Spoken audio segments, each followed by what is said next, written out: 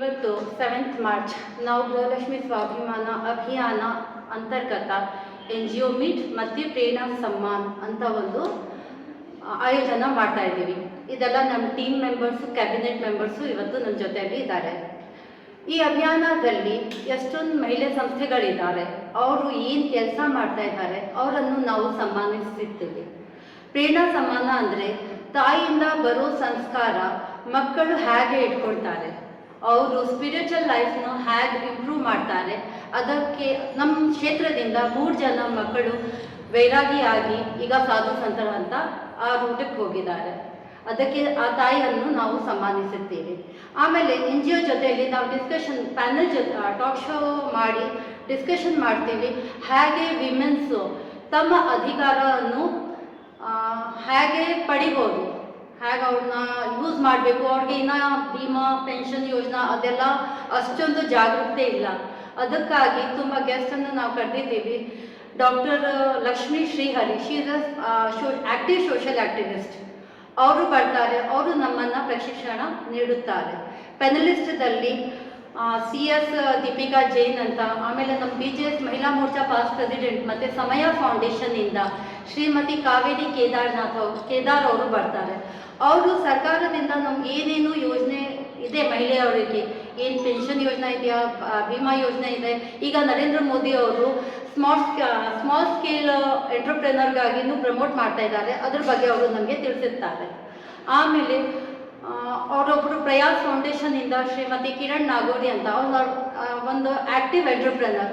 ಅವರು small business ಹೇಗೆ ನಾವು ಮಾಡ್ಬೋದು, ಮನೆಯಿಂದ ಹೇಗೆ ಬಿಸ್ನೆಸ್ ಮಾಡ್ಬೋದು ಆ ಬಗ್ಗೆ ನಮಗೆ ತಿಳಿಸುತ್ತಾರೆ. ಆಮೇಲೆ ಅಡ್ವೊಕೇಟ್ ದಿವ್ಯಾ ಜೈನ್ ಅಂತ ಬರ್ತಾರೆ. ಅವರು ಹೇಗೆ ನಾವು ವಿಮೆನ್ ಹೆರಾಸ್ಮೆಂಟ್ ಆಫೀಸಲ್ಲೂ ಆಗುತ್ತೆ, ಮನೆಯಲ್ಲೂ ಆಗುತ್ತೆ, ರೋಡಲ್ಲೂ ಆಗುತ್ತೆ, ಅದರಿಂದ ಹೇಗೆ ನಾವು ಕ್ರೈಮ್ ರಿಪೋರ್ಟ್ ಮಾಡ್ಬೋದು ಏನಂತ ಅವರು ನಮಗೆ ತಿಳಿಸುತ್ತಾರೆ. ಆಮೇಲೆ ಬಜೆಟ್ ಫ್ರೆಂಡ್ಲಿ ನಾವು ಹೇಗಿರಬೇಕು, ಮನೆಯಲ್ಲಿನೂ ಹಣ ತುಂಬ ಹೆಂಗಸರ ಹತ್ರ ಮನೆಯಲ್ಲಿ ಸೇವ್ ಮಾಡ್ತಾರೆ. ಆದರೆ ಅದು ಇನ್ನೂ ಹೆಚ್ಚಾಗಬೇಕಂದ್ರೆ ಮ್ಯೂಚುವಲ್ ಫಂಡ್ಸು, ತುಂಬ ಥರ ಫಂಡ್ಸ್ ಇದೆ.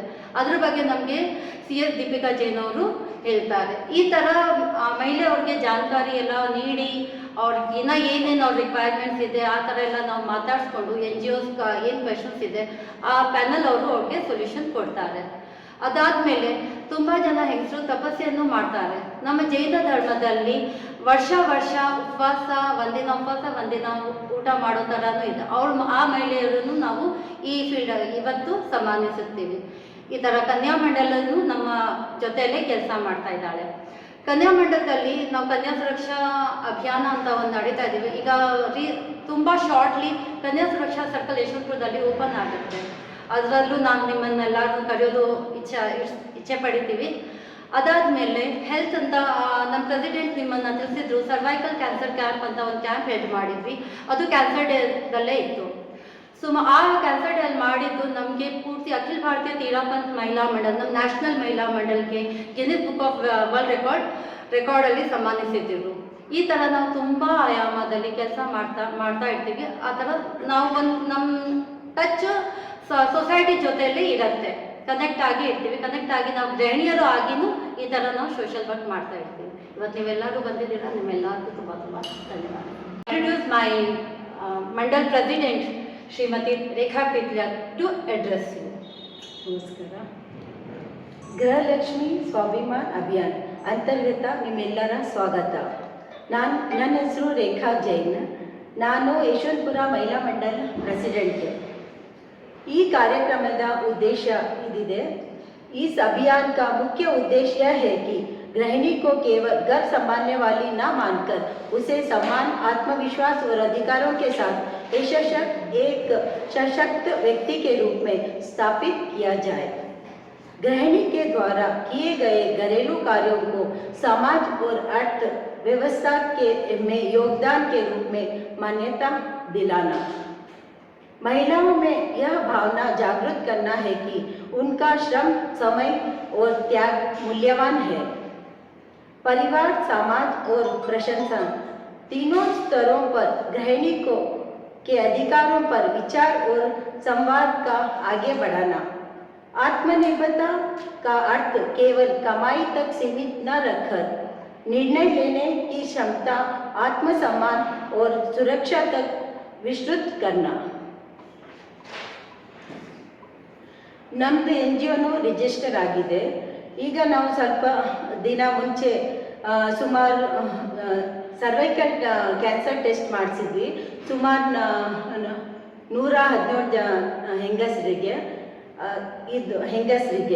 ಈಗ ನಮ್ದು 4 ಆಯಾಮ ಇದೆ. ಎಜುಕೇಷನ್, ಸಶಕ್ತಿ, ಮಹಿಳಾ ಶಕ್ತೀಕರಣ, ಹೆಲ್ತ್, ಕನ್ಯಾ ಸುರಕ್ಷಾ. ಈ ಆಯಾಮದಲ್ಲಿ ನಾವು ಯಾವಾಗಲೂ ಬರ್ತಾ ಇರುತ್ತೆ ಕೆಲಸ, ಅದೆಲ್ಲ ನಾವು ಮಾಡ್ತಾ ಇರ್ತೀವಿ. मैं टीना पिथलिया 13 महिला मंडल यशवंतपुर की मंत्री हूँ। अंतर्राष्ट्रीय महिला दिवस पर आप सभी को बहुत बहुत हार्दिक बधाई। गृहिणी का सर्वोच्च योगदान उसके द्वारा दिए गए संस्कार होते हैं। संयम और दीक्षा जैसे उच्च आदर्शों के पीछे उसकी मौन साधना और मूल्य निर्माण की शक्ति निहित होती है। ऐसी मातृशक्ति का सम्मान समाज के लिए प्रेरणा का स्रोत बनेगा। आज हम सभी को बहुत खुशी हो रही है कि हम सब इस प्रोग्राम में सम्मिलित हुए हैं। Thank you. I am the Sasayojika of Yeshwanthpur Kanya Mandal, and we have done many shivir and the activities like getting close with grandparents and understanding how they were in their childhood, their hobbies, the aim of beauty tips and the dress code, and learning from Sadhvi Shri and all about how to encourage girls and learn more freedom and be in the limits where we have to understand what is right, what is wrong, going in meditation, because nowadays life is so stressful. So making our life in a peaceful way, in a meditation, and there are many more events coming, like we have to learn our Jainism in such a deep way, getting Gen Zs also get attached with our Jainism. So it is an good opportunity for us that we are under Mahila Mandal. So Mahila Mandal encourages us a lot, and they make us to learn many beauty tips and all, and encourage in each and everything. So even we can move a step forward, and they try to empower girls. How many girls are there in your group? For present we have around 28 girls, and we are trying to connect with other areas also, like Sanjay Nagar, Gangama Circle, and all those girls, so that even we can have a connection with them. Which segment you are mainly concentrating on? We are concentrating mainly in connecting us in this Gen Zs in Jainism. That is like nowadays getting attached with our dharam and being in ಅಖಿಲ ಭಾರತ ತೆರಪಂಥ್ ಮಹಿಳಾ ಮಂಡಲವು ಗೃಹಲಕ್ಷ್ಮಿ ಸ್ವಾಭಿಮನ್ ಅಭಿಯಾನದ ಅಡಿಯಲ್ಲಿ 2026 March 7ರಂದು ಅಂತಾರಾಷ್ಟ್ರೀಯ ಮಹಿಳಾ ದಿನಾಚರಣೆಯ ನೆನಪಿಗಾಗಿ ಈ ಕಾರ್ಯಕ್ರಮವನ್ನು ಅಖಿಲ ಭಾರತ ತೆರಪಂಥ್ ಮಹಿಳಾ ಮಂಡಲದ ನಿರ್ದೇಶನದಲ್ಲಿ ಆಯೋಜಿಸಲಾಗಿತ್ತು. ಅಖಿಲ ಭಾರತ ತೆರಪಂಥ್ ಮಹಿಳಾ ಮಂಡಳ ಭಾರತ ಮತ್ತು ನೇಪಾಳದಲ್ಲಿ 500ಕ್ಕೂ ಹೆಚ್ಚು ಶಾಖೆಗಳನ್ನು ಹೊಂದಿರುವ ತೆರಪಂಥ್ ಜೈನ್ ಸಮುದಾಯದ ಪ್ರಬಲ ಮಹಿಳಾ ಸಂಘಟನೆಯಾಗಿದೆ ಮತ್ತು 65,000ಕ್ಕೂ ಹೆಚ್ಚು ಸಕ್ರಿಯ ಮಹಿಳಾ ಸದಸ್ಯರ ಬೃಹತ್ ಜಾಲವನ್ನು ಹೊಂದಿದೆ. ಸುಮಾರು 5 ದಶಕಗಳಿಂದ ಮಹಿಳಾ ಸಬಲೀಕರಣ, ಸಂಸ್ಕೃತಿ ನಿರ್ಮಾಣ ಮತ್ತು ಸಾಮಾಜಿಕ ಜಾಗೃತಿಯ ವಿವಿಧ ಯೋಜನೆಗಳ ಮೂಲಕ ಸಮಾಜದಲ್ಲಿ ಸಕಾರಾತ್ಮಕ ಬದಲಾವಣೆಗಾಗಿ ಅಬತೇಮಾಮ್ ನಿರಂತರವಾಗಿ ಕೆಲಸ ಮಾಡುತ್ತಿದ್ದಾರೆ. ಈ ಅಭಿಯಾನದ ಮುಖ್ಯ ಉದ್ದೇಶವೆಂದರೆ ಗೃಹಿಣಿಯರನ್ನು ಗೌರವ, ಸ್ವಾವಲಂಬನೆ ಮತ್ತು ಹಕ್ಕುಗಳೊಂದಿಗೆ ಸಶಕ್ತ ವ್ಯಕ್ತಿತ್ವವಾಗಿ ಸ್ಥಾಪಿಸುವುದು. ಅವರನ್ನು ಮನೆಗೆ ಮಾತ್ರ ಸೀಮಿತವಾದ ಪಾತ್ರದಲ್ಲಿ ನೋಡದಿರುವುದು. ಕುಟುಂಬ ಮತ್ತು ಸಮಾಜದಲ್ಲಿ ಗೃಹಿಣಿಯರ ಕೊಡುಗೆಯನ್ನು ಗುರುತಿಸುವುದು.